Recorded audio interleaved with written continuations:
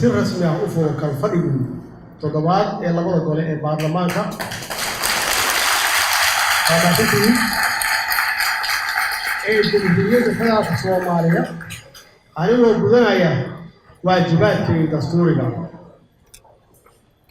وحمرك هوري أنا ما هنعلنا يا ما هتسكله إلهي هكذا سوق هاي كان مانتا ونور سوق تقليل إنه شركة نوقف صومه يو إلهي نجسم التفكير عاوقة كونها فين دون دولة يلو الفيلاني إلى صوماليا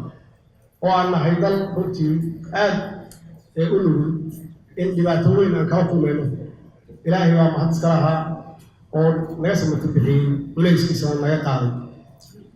اللهم حريصه ذكي يوجد عاوقاس أنت وجفته وحنوس إلهي حكاكعي سيدو كله إلهي أو نحرسته حلبان آدم حسن علي آدم جمهورية إلهي لو حنو برينا إنه نحرس جلسيو كل جنة سمري إيمان وإذا كسيو وحنو ما هنعلنا يا جودنا قالك إيكو تقع عمر كان كوفيد-19 وهو قامنا يوفي زارها إيوه هو الذي يبقى العافمات أو حقيقة قبتي شقد حل كلا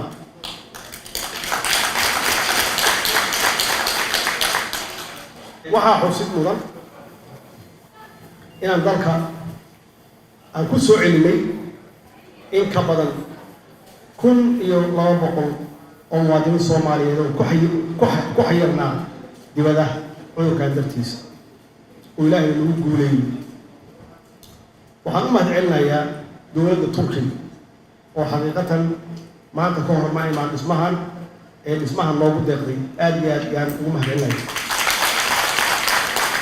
وحنسيو كلا أروما دعينا يا قدونك يحبناها برلمان اللي ما قالت ولا شقين تونا أكسن موجودين يا مدة 6 سنوات ينور بدونها إذا كانت حيسين hay-adaha dastuuriga ah iyo guud ahaan shacabka Soomaaliyeed waxaan qiraya sida uu sheegay ay sheegeen labada gudoomiye la idinku amaanaya inaad tihiin baarlamaankii ugu shaqada badnaa oo runtii ansixiyay aad iyo aad u fara badan aad ku sifowdeen wax soo saar inaad ahaydeen baarlamaankii ugu wax soo saarka badnaa weliba iyada idinkoo ahaa laba gole inta badan Soomaali khilaafaad kama dhamaado marka aad iyo aad yaan runtii idinka mahadcelinaya si kastaba ha ahaato weli waxaa inoo dhiman inaan dhamaystirno sharciyo aad u badan oo aasaas u ah sidii aan ku hanan lahayn kuna gaari lahayn higsigeenna qaranimo mudanayaal iyo marwooyin waxaa xaqiiqo ah in ay dowladdan tahay oo markii ugu horeysayna oo la doortayna aan bilaawno inaan raahno idinkuna aad xildhibaano u tihiin inaad tihiin dowladdii shacabka waa xaqiiqataas waxaa daliil u ah in maanta 50 sano kadib aad ansixiseen aniguna aan saxiixay sharciga doorashooyinka oo awoodda dib ugu celinaya shacabka Soomaaliyeed si ay u doortaan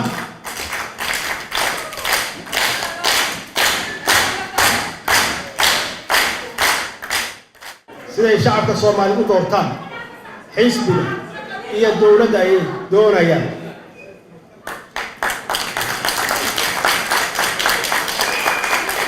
waxaa maanta aad u fadhinaa inaan shacabkeenna aan ugu bishaaraan u sheegno inay dhammaatay xilligii dhiilada colaadda ee dhammaatay iyo dhiigga kuraasta lagu raadiyo oo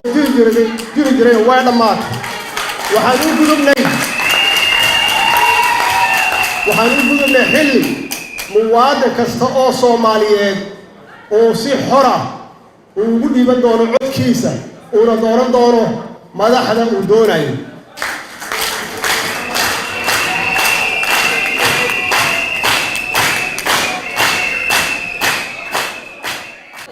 waxaan ugu soo fool leh doorashooyinkii guud ee dalka sidaad la socotaan bishii lixaad ee sanadkii 2018 waxaa shirkii dowladda federaalka iyo dowlad goboleedyada ee xubnaha ka ah dowladda federaalka aan ku shirnay magaalada Baydhabo aan go'aaminay aanan gaarnay heshiis siyaasadeed in dalku doorasho hal qof iyo hal cod uu galayo aan gaarsiinayno isla sanadkii 2018 bishii Oktoobar waxaan shir gudoomiyay shir ay lahaayeen golaha wasiiradu waxaana faray inay soo diyaariyaan sharci doorashooyinka qaranka ayna u gudbiyaan golahan sharafka leh bishii labaad ee sanadkan hadda aan ku jirno xeeritaankii ka fadhiga saddexaad waxaa xafladii oo si toos ah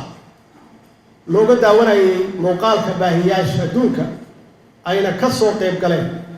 gudoomiyayaasha labada gole baarlamaanka sharafta leh ra'iisul wasaare ku-xigeenka iyo marti sharaf kale aan faray mar kale oo aan hortooda ku saxeexay sharcigaas doorashooyinka qaranka oo aad ii soo gudbiseen si shacabka Soomaaliyeed ay u helaan fursad ay ugu doortaan cidda ay rabaan iyo waqtigii loogu talagalay loo asteeyay inay u dhacdo doorashada waxaa intaas dheer gudoomiyayaasha labada gole ee baarlamaanka oo iyagu naftigooda warbaahinta u caddeeyey mar waraysiya laga qaaday in doorasho ay dhacayso ayna ku dhacayso waqtigii loo asteeyey sidoo kale ayaa shirkii golaha wasiirada ee dhacay 29 bishii hadda la soo dhaafay ayuu ra'iisul wasaaraha si ku celinaysa haddana ummadda Soomaaliyeed guud ahaan iyo gaar ahaan golihiisa wasiirada uu caddeeyay dalku inuu doorasho aadayo waqtigii loo asteeyana ay dhacayso hadduu Ilaahay yiraahdo waxaa sidaas awgeed aan labada gole ee sharafta leh ee baarlamaanka aan halkan aan leeyahay mar kale guddiga madax bannaan ee doorashooyinka qaranka dowladda iyo dhammaan hay-adaha kale ay khusayso aan ku dhiirigelinayo ku adkeenaya inay gutaan waajibaadka ka saaran sidii ay doorashada u dhici lahayd ayna ugu dhici lahayd sidii aad u ansixiseen iyo waqtigeeda oo nabad ah hadduu Ilaahay yiraahdo waxaan sidoo kale aan ka filayaa saaxiibada Soomaaliya iyo wadamada deeq bixiyaasha inay naga taageeraan sidii aan u gaari lahayn yoolkaas muhiimka ah oo taariikhiga ah hadduu Ilaahay yiraahdo mudanayaal iyo marwooyin waxaa la socotaa sooyaalka doorashooyinka dalka Soomaaliya ee ka dhici jiray qaabka doorasho kasta oo aan soo marnay tan iyo qaran jabkii waxay ahayd mid wacyiga maalintaas taagan ay ka turjumayso sidoo kale qaabka doorasho kasta way ka duwanay tii ka horreysay marka loo eego ka qaybgalka bulshadeena Soomaaliya mar kasta talaabo ayaanu hore u qaadinay doorashadani marka inay ka duwanaato kuwii hore waa muuqataa oo way caddahay inay muddadaasi in ay ummadda Soomaaliyeed ay dib u hantaan way doorashadan xuquuqdooda muwaadinimo ayna muddo 50 sano ah kadib markii ugu horreysay ay doortaan xildhibaanadooda ku matalaya labada gole sida uu qorayo dastuurka iyo sharciga doorashooyinka qaranka waxaan shacabka Soomaaliyeed aan kula dardaarmayaa inay taageeraan oo ay u soo baxaan doorashadan oo si xor ah ay ugu codeeyaan xisbiga iyo dowladda ay doonayaan si ay uga gudbaan saddex cadow oo ay Soomaaliya leedahay ama saddex cudur oo ay Soomaaliya leedahay oo ay ugu horeyso qabyaaladda fakhriga iyo argagixisnimada waa ognahay qabyaaladdu waa aragti gaaban weeye waa caqli hoose oo gurracan waa tartan iyo tabasho u dhaxeeya jifooyinka oo wada dhashay jifooyinka wada dhashay ma aha wax ka tarjumi kara danaha qaranka ama ka tari ama la tartami kara qaran kale qabiilku ma aha wax qaran dhisa waa ognahay qabiilku waa wax qaran dumiya oo waa u soo taageen waana soo aragay haddii qof aad qabiil ku doorato ama qabiil aad ku diido sidee aan ku gaaraynaa dowlad hufan oo caalamka dowladahooda la tartama dhanka kale waxaan xisbiyada doonaya inay ka qayb qaataan doorashada aan kula dardaarmaya inay uga qayb qaataan si sharciga waafaqsan ayna iska ilaaliyaan wixii dhaawici kara nabadgelyada shacabka iyo xasiloonida guud ee dalka mudanayaal iyo marweyn waxa uu dalku marayaa marxalad xasaasi ah oo loo baahan yahay in aan gacmaha isqabsanno hala kala aragtid wanaagsan laakiin in la is-ixtiraamo si aan uga rumayno higsigeena ahaa ama ahayd in la helo Soomaaliya oo nabad ah Soomaaliya oo mid ah iyo Soomaaliya oo xor u ah danaheeda qarannimo taas inay noo ahaato astaan qaran weyn mudanayaal iyo marwooyin marka aan leenahay Soomaaliya oo nabad ah macnaheedu waxay tahay Soomaaliya oo barwaaqo ah Soomaaliya oo aan u tagnay kheyraadkeedii haddii ay tahay waxa la yiraahdo blue economy kheyraadka badda ku jira kalluun iyo shidaal iyo waxyada hadday tahay kheyraadka haddii nabad la helo oo ay daba socotaan nabaddu inaan u tagno kheyraadkeena bariga oo hadday tahay macdano kale hadday tahay beero iyo hadday tahay xoolo Soomaaliya waa dal qani ah laakiin shuruudu waxay tahay in la helo nabad iyo dowlad ku hagta nabadaas yaa qasab ah Soomaaliya oo mid ah oo aan la faragelin oo aan loo imaanin oo shisheeye uu soo dhexgelin Soomaaliya oo mid ah weyn iyo Soomaaliya xor ah oo danaheeda iyadu ay gaari karto Soomaaliya xor ma noqon karto haddii aysan nabad haysan Soomaaliya xor ma noqon karto haddii aysan midoobin oo aysan mid ahayn macnaheedu waxa weeye mar walba waxaan ku jiraynaa gunnimo anaga maaha waxaan ku jiraynaa waxaan aan u gudbinaynaa carruurteena iyo carruurtooda yaan u gudbinaynaa macnaheedu waxay tahay inaan ka shaqeyno nabadda inaan raadino in aan qolooyinkan dhibka wada oo argagixisada ah inaan si guud aan ula dagaalano inaan la dagaalano qabiilistayaasha dadka qabyaaladda ku shaqaysta oo ummadda Soomaaliyeed isku dira ee walaalaha ah inaan ka shaqeyno midnimada Soomaaliya maxaa yeelay waxaan ka hadlaynaa waxa weeye hadda ma aha waxaan ka hadlaynaa soddon waxaad qabateen iyo waxaad qabanaysaa waxay muuqanayaan 30 sano ka bacdi ma hadda waxaan sameeyay ee waxa dhaxli doona carruurteena iyo kuwa ay sii dhalaan marka mas'uuliyadeenu ma aha maanta waa inaan u diyaar gareyno mustaqbalka carruurteena iyo mustaqbalkooda waxa xaqiiqa ah inayna soo wajaheen caqabado badan oo ay ka mid ahaayeen weeraradii arxandarrada ahaa ee ay geysteen argagixisadu caqabadahaas waxaa ka mid ahaa abaaro iyo fatahaado isdaba jooga caqabadahaas waxaa ka mid ahaa isbarbaryac siyaasadeed oo aan soo aragnay intaasna waxay daba yaalaan Soomaaliya waa inay nabad hesho Soomaaliya waa inay mid tahay Soomaaliya waa inay madax bannaan tahay go'aanadeedu madax bannaan tahay haddii intaas la helo intaan aan sheegay waa laga adkaan karaa shabaab iyo weerarada ay sameynayaan abaarahana naftigoodu waxa weeye waa u diyaar garoobi karnaa maxaa yeelay dalkeenu dal biyo la'aan ma aha biyuhu waa yimaadaan dad bay dhibaateeyaan ama badday aadaan ama beerahay baabi'iyaan marka haddii aan helno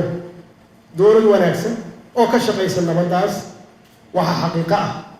in waqtiga abaaraha waqtiga roobka in la isu diyaarin karo waqtiga abaaraha ah oo biyahaas laga khasaaro badda aada in biyo xireen loo sameeyo oo markii abaar timaado aanan ceelasha la aadin ay biyaha ay diyaar loogu yihiin intaas oo mashaakil inta badan waxaan uga soo gudubnay wada shaqayn dulqaad iyo tanaasul dhexdeena ah dowladani idinku aad qaybta ka tihiin aan sheegay oo aan idhaahdo waa dowladda shacabkeenna waa siina waxay u baahnaayeen ay waayeen muddo dheer oo ah xasilooni siyaasadeed oo waa la kala arki duwanaan karaa xasilooni siyaasadeed oo shacabka Soomaaliyeed ay heleen ma aynan qaybsamin cid idin qaybisa ma laha cid idin soo dhex gasha ma laha mooshinka ma aynan shaqaynin taas waxay keentay marka guud ahaan dowladdeenu aan ka wada tirsanayn inay hesho xasiloon oo shacabka Soomaaliyeed aan u adeegno hadday tahay waxbarasho hadday tahay caafimaad dowladdani waa dowladdii ugu horreysay oo bixisay waxbarasho free ah oo lacag la'aan ah oo u badan agoon yaan siinaa waxbarasho waxaan soo celin 24 iskuul yaan soo celin waxaana ku soconnaa 50 iskuul yaan soo celinno sanadka dhammaantiisa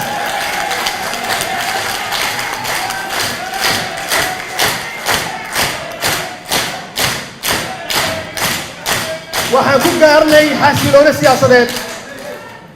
shaqaale dowladeed hal bil mushahar la'aan ma noqon askari ciidan hal bil mushahar la'aan ma noqon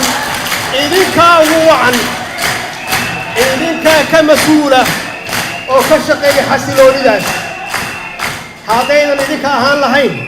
xasilooni dalka kama jirin carruurta Soomaaliyeed waxaan siinay waxbarasho laakiin fari kama qodna weli waxaa inoo haray safar dheer yaa noo haray dowladii 3 sano iyo 10 sano meeshay rabto kuma gaarto safar dheer baa noo haray laakiin safarka idinkaa bilaabay safar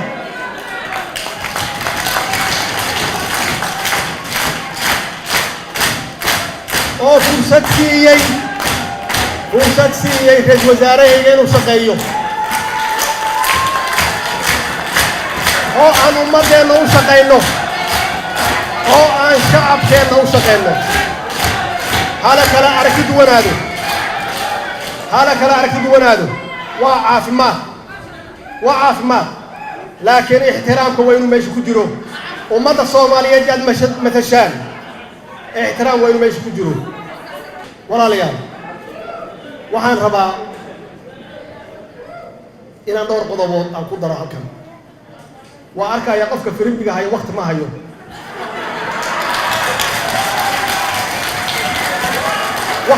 waqtigii qadada la joogaayo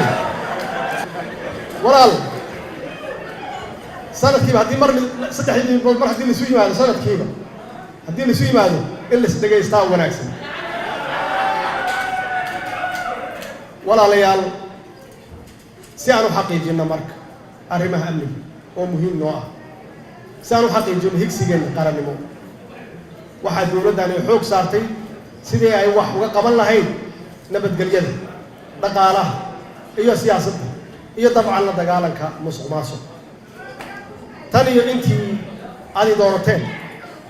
waxaan si aan kala go' lahayn aan isku hawlin inaan dhisno hay-adihii amniga oo ay ka turjumi karaan marxaladda amni ee dalka hadda uu ku sugan yahay annagoo kaashanayna golayaasha dowladda oo idinka kow aad ka tihiin iyo guud ahaan shacabka wanaagsan ee Soomaaliyeed oo naga mudan inaan adeegooda siino waxaa alla mahadiisa ah inay noo suurta gashay inaan guulo waaweyn aan ka gaarnay sugidda amniga dalka iyo la dagaalanka cadowga ummadda Soomaaliyeed laakiin meeshaan rabnay weli maynan gaarin arrintaani iskama imaanin waxay ku timid naftooda hurayaasha ciidanka qalabka sida oo dhiigooda u huray siday ummadda Soomaaliyeed ay nabad ay ugu noolaan lahayd sidaas awgeed anigoo ka duulaya sidii aan u ilaalin lahay niyadda iyo hamiga wiilasha iyo gabdhaha Soomaaliyeed oo maalin walbaba heeganka oo qorraxda taagan dhaxantana taagan sidii ay dalkooda iyo dadkooda ay u daafici lahaayeen waxaan xaqiijinay in mushaharaadkooda iyo baahiyooyinkooda gaarka ah oo asaasiga ahaa ee ciidan ay helaan bil walba oo joogta ah oo weliba aan u kordhinay mushaharkooda. taas waxay qayb ka tahay natiijooyinka lama ilaawaanka ah ay gaareen ciidamadeena qalabka sida. waxaan leeyahay ciidamada qalabka sida guulaysta ciidankeena. waxaad samaysay taariikh halkaasna ka sii wada inta aad xaqiijinaysaan higsiga qarannimo oo aan helayno hadduu ilaah yidhaahdo. oo higsigeennana muxuu yahay? soomaaliya oo nabad ah, soomaaliya oo mid ah, soomaaliya oo xor u ah danaheeda qaranka inay gaarto, oo aanan ku shaqaynin shisheeye caqligiisa.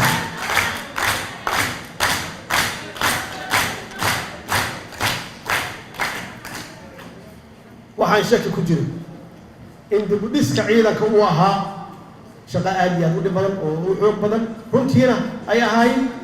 in mar hore la bilaabo. laakiin waxaa alla mahadiisa ah inaan hadda ku guulaysanay inaan taagno tiirarkii aasaaska u ahaa ciidanka Soomaaliyeed oo tayo leh. guulaha uu ciidankeena gaaray waxaad ka dareemi kartaa amniga magaalada Muqdisho inkastoo aysan fara ka qodnayn weli. tusaale ahaan 3 bilood ee ugu horreysay ee sanadkii 2018 waxaa magaalada Muqdisho ka dhacay 182 fal dambi, halka 3 bilood ee ugu horreeyay ee sanadkii 2019 waxaa ka dhacay 74 fal dambi. sanadkan aan ku jirno 3 bilood ee ugu horreeyay waxaa ka dhacay 24 fal dambi. fari kama qodna ilaa aan geena meel hoose hadduu ilaah yidhaahdo. waxaan markale shacabka Soomaaliyeed iyo hay-adaha kala duwan ee dowladda oo idinku kow aad ka tihiin aan ku boorinayaa inaan si wada jira looga wada shaqeeyo sidii kor loogu sii qaadi lahaa kalsoonida iyo wada shaqaynta ka dhaxaysa shacabka Soomaaliyeed iyo ciidanka qalabka sida ogeysiinta. mudanayaal iyo marwooyin, waxaan waqti hore aan bilaabno inaan dhisno ciidan Soomaaliyeed oo isku dhafan si aan u helno ciidan qaran oo ka howlgeli kara dhammaan dalka qaybihiisa oo dhan. waxaan sidoo kale wadnaa qorshayaal aan kala shaqaynayno AMISOM, African Union, European Union iyo qaybaha kala duwan ee beesha caalamka, kuwaasoo ujeedkoodu yahay sidii aan si dhammaystiran ugala wareegi lahayn mas'uuliyadda nabadgelyo ee dalkeenna muddo dhow hadduu ilaah yidhaahdo. waxaa la yidhahdaa transition plan yaa la yidhahdaa. waxaa arrintaani marka ay hirgasho noo suurtagelaysa kow in aan annagu qaadanno mas'uuliyaddeena nabadgelyo ee dalkeena. 2 in aan la wareegno walaalaheena AMISOM oo maalin iyo habeen u difaaca dhiigooda noo huro inaan kala wareegno hawsha. weliba inaan wadamada deeqaha bixiya inaan ka nasino culayska dhaqaale ay ku bixiyaan ciidamadaas oo aan isku filnaano hadduu ilaah yidhaahdo. si ujeedooyinkaas difaaca ah loo gaaro waxaan mar kale shacabka Soomaaliyeed aan ka codsanaya inay garab istaagaan ciidankooda geesiyaasha ah dhinac walba inay u garab istaagaan. mudanayaal iyo marwooyin, arrimaha dhaqaalaha waxaa xusuus mudan ama xusid mudan in muddadii ay dowladdan jirtay aan wax badan ka qabanay dhinaca kobcinta dhaqaalaha. sidaas awgeed marka laga reebo dhibaatooyinkii dhaqaale xumo ee ay keentay caabuqa corona, waxaan alle mahadiisa ah inaan ku guulaysanay inaan sanad walbaba aan kor u qaadno dakhliga dowladda ee gudaha, kaas oo ay sabab u ahayd inaan la dagaalanno musuqmaasuq iyo hufnaan la'aanta dhaqaalaha. waxaan idin xaqiijinaynaa inaan si wadajira ama aan sii wadi doono la dagaalanka musuqmaasuqa hadduu eebba yidhaahdo. waxaan sidoo kale marag madoonto ah in hay-adaha lacagaha adduunka ee loo yaqaano IMF-ka iyo bankiga adduunka World Banking ay qoraalladoodii ugu dambeysay ay qireen in qaab xisaabeedka dowladdan uu yahay mid hufan oo daahfuran taas oo noo sahashay in laga cafiyo deymahaas tirada badan ee Soomaaliya lagu lahaa in ka badan 50 sano mudanayaal iyo marwooyin intaasoo idin waxaad ka ahdeen qayb maxaa yeelay xasiloonida dalka idinkaas ka lahaa arrimaha garsoorku waa dhexaadka nolosha ummadda Soomaaliyeed ummad kasta oo doonaysa inay nabad iyo xasilooni ku noolaato sidaas awgeed waxaan isbedel joogto ah aan ku wado hay-adihii garsoorka si aan u gaarno higsigeena qaranimo waxaan bilownay inaan hay-adaha garsoorka hay-adaha cadaaladda aan salka ka soo dhisno waxaana arrintaasi soo nooleysay kalsoonida ay shacabka Soomaaliyeed u qabaan garsoorkooda sidoo kale si aan sare ugu qaadno tayada garsoorayaasha maxkamadaha waxaan hirgelinay imtixaano furan oo qof walba oo Soomaaliya uu ka qayb gali karo si aan u xulanno garsoorayaal u cabisan aqoonna u leh shaqada loo igmay mudanayaal iyo marwooyin hawlahaas oo dhan waa bilow mudanayaal iyo marwooyin waxaan ayanaha ahmiyad inoo leh dib u eegista iyo dhamaystirka dastuurka qaranka waxaan idiin soo jeedinayaa in idinka oo la shaqeynaya hay-adaha kale ee dowliga ah in ay khusayso arrintan in kalfadhigan waqti badan la geliyo sidii loo dhamaystiri lahaa dastuurka qaranka si markaas ay shacabka Soomaaliyeed ay u helaan fursad ay ugu codeeyaan isla markaasna ay ku dhaqan galiyaan arrimaha dibadda dowladdu waxay muddadii ay shaqeynaysay ay hirgelisay siyaasad arrimo dibadeed oo ku dhisan is-ixtiraam wada shaqeyn iyo isfaham waxaan qayb horyaala ka noqonay isku soo dhawaanshaha iyo wada shaqeynta gobolka Geeska Afrika si gobolku u helo xasilooni iyo horumar dhaqaale waxaan sida la socotaan aan si dhow arrimaha Geeska Afrika aan uga wada shaqeynaa dhammaan madaxda wadamada Geeska Afrika kuwaasoo aan isla garanay in si ixtiraam ay ku jirto aan faragelin isugu samaynin aan isaga kaashanno arrimo badan ay ku jiraan dhaqaalaha meelna nooga soo wada jeesto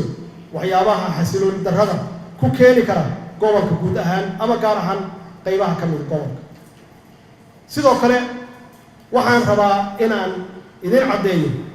in dantu ay ku jirto wada shaqeyn hadday noqoto dowladaha dariska in la iskaashado daris wanaag in lagu wada noolaado waxaana ballan qaadaynaa in dhankeenna arrintaasi aan ka shaqeyno annagoo wax gorgortan ah marna aynan ka galaynin qaranimada Soomaaliyeed iyo midnimada Soomaaliyeed mudanayaal iyo marwooyin arrimaha bulshada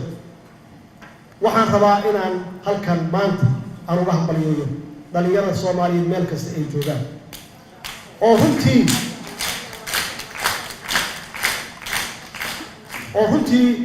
udub dhaxaad u ah nabadgelyada iyo horumarka iftiimaya ee ummadda Soomaaliyeed ay maanta ku noolaanayso waxaa caado ahaan jiray in la yiraahdo dhalinyaradu waa madaxdii berri laakiin annagu waxaan idin leenahay dhalinyarada Soomaaliyeed waxaad tihiin madaxdii maanta waxaana shaki ku jirin annagoo ka duulayna mabaadi'daas aan dhalinyarada Soomaaliyeed u igmanay qaybaha ka mid ah mas-uuliyadihii ugu muhiimsanaa ee dalka ee dhinaca nabadgelyada dhinaca dhaqaalaha cadaaladda siyaasadda iyo arrimaha bulshada waxaan ballan qaadayaa inaan sii wadi doonno arrintaas hadduu Ilaahay yiraahdo si aan u xaqiijino doorka muhiimka ah ee dhalinyarada Soomaaliyeed ay ku leeyihiin hoggaanka iyo dib u soo nooleynta qaranimada Soomaaliyeed si kastaba ha ahaatee waxaan rabaa inaan dhalinyarada aan uga digo kuwa doonaya dhiigga dhalinyarada inay jaranjaro ay ka dhigtaan waxaan u sheegayaa dhalinyarada in aysan mar dambe aysan noqon aan loo isticmaalin dadka la yiraahdo ma liibaanaha lagu liibaano 30 sano oo khibrad iyo leeyihiin waa la soo shitay dagaal qabiil baa la soo geliyay haddana waxaa lagu wadaa dagaal argagixis dhalinyarada Soomaaliyeed intuu waqti ka lumi karo waa ka lumay maanta waxaa loo baahan yahay mustaqbalkooda ka shaqeeyaan dowladda kala shaqeyn lahaydna waa anaga mudanayaal iyo marwooyin shacabka Soomaaliyeed wuxuu soo maray marxalado badan oo aad u adag dagaal qabiil dagaal argagixisnimo abaaro iyo dadkii iyo dunyadii halakeeyay iyo wax la mid ah wax kasta oo na soo maray waxa alle mahadiisa inaan wali Soomaali ay taagan tahay inaan wali aan jirno insha Allah Soomaali waa jiri doontaa haddii Ilaahay yiraahdo waxaan marka shacabka Soomaaliyeed meel kasta ay joogaan khaasatan dhalinyarada aan ka codsanayaa inay laabaan dadaalkooda ku aadan wada shaqaynta ay la leeyihiin dowladooda iyo ciidamadooda si aan uga gudubno masiibooyinkaas dabiiciga ah iyo kuwa dadku ay sameeyeen ee dalkeena halakeeyay waxaa sidoo kale ummadda Soomaaliyeed aan ka codsanayaa inay nagu taageeraan sidii loo heli lahaa dowladnimo Soomaaliyeed oo ka hufan qabyaaladda fakhiga iyo argagixisnimada kuwaas oo ah saddexda cadow ee dilaaga u ah dowladnimada iyo qaranimada Soomaaliyeed oo aan doonayno in aan dib u soo yeelno aan xoojino mudanayaal iyo marwooyin waxa aan si nasasho la'aan aan isugu dayn inaan kor u qaadno xiriirka ka dhaxeeya dowladda federaalka iyo dowlad goboleedyada xubnaha ka xiriirkaasi oo ku dhisan wada tashi iyo isfaham iyo in la xurmeeyo dastuurka ku-meel gaarka ah ee qaranka dadaaladaasi waxay qayb ka ahaayeen sidii loo gaari lahaa higsiga guud ee dalkeenna iyo dalka Soomaaliya waxaa alla mahadiisa in aan guulo ka gaarnay dib u heshiisiinta iyo dib u dhiska dowlad goboleedyada shacabkooda matala danaha shacabkoodana ka shaqeeya waxaan gaarsiinay dowlad goboleedyada gargaar caafimaad COVID-19 oo ah ka hortagga iyo la dagaalanka caabuqaas inta tabarteenu ay tahay waxaan gaarsiinay dhaqaale gargaar kuwa musiibooyinka fatahaadaha iyo daadadku ay waxyeelayeen mudanayaal iyo marwooyin dadka Soomaaliyeed waa dad waara ah oo aan kala maarmin waana soo dhaweynayaa hadalkii walaalkay madaxweynaha Soomaaliland mudane Muuse Biixi uu ka aqbalay inaan dib u bilaawno wada hadalladeena wax kasta oo jirana aan ku dhamayno walaaltinimo wada hadal iyo is-afgar gabagabadii gobolka Banaadir maanta waxaan labada aqal ee baarlamaanka federaalka Soomaaliyeed aan u jeedinayaa codsi madaxweyne oo aan rajeynayo inaad iga aqbashaan aad igu taageertaan iguna sharaftaan si aan u muujino tixgelinta iyo qadarinta aan u hayno caasimadda Muqdisho oo aanu wada jecelna oo aanu si gaar ah meel gaar ah iga taalla oo aan ku dhash oo aan luqluq u aqaano oo aan ku koray fadlan igu raaca in aqalka sare ay caasimadda Muqdisho ay ku yeelato matalaada ay mudan tahay ayna muraayad uga wada noqoto dhammaan shacabka Soomaaliyeed mar kale